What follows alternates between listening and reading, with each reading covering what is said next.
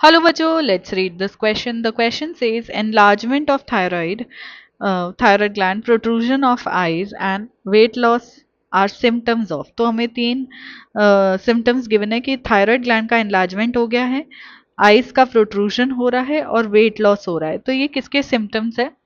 अगर हम देखें तो थायराइड ग्लैंड का जब एनलार्जमेंट हो जाता है तो बेसिकली अगर हम देखें हाइपरथायरॉयडिज्म हो जाता है, यानी थायराइड हार्मोन ज़्यादा जो है वो रिलीज होने लगते हैं.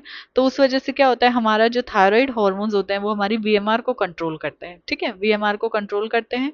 इससे क्या होता है, जैसे ज़्यादा थायराइड ग्लैंड रिलीज हो रहा है, सॉरी ज़्यादा थायराइड हार्मोन रिलीज हो रहा है.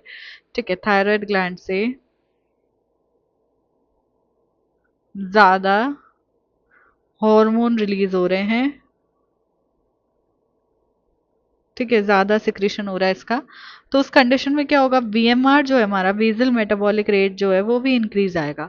उसकी वजह से क्या होगा, क्योंकि बेसल मेटाबॉलिक रेट इंक्रीज हो रहा है तो वेट लॉस होगा.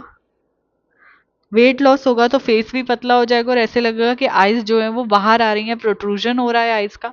ठीक है, और क्योंकि ज्यादा रिलीज हो रहा है तो क्योंकि ग्लैंड ज्यादा काम कर रही है तो उस वजह से थायराइड ग्लैंड का एनलार्जमेंट हो गया है.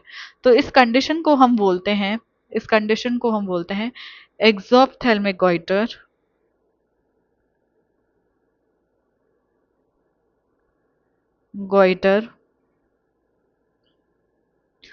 और इसी कंडीशन को बोला जाता है ग्रेव्स डिजीज. इसी को हम दूसरे नाम से भी जानते हैं जिसको हम कहते हैं ग्रेव्स डिजीज.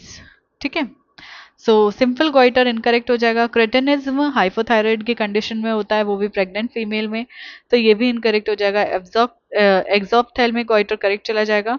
हाइपोथायराइडिज्म भी इनकरेक्ट हो जाएगा. हमारा जो करेक्ट ऑप्शन है that will be option C.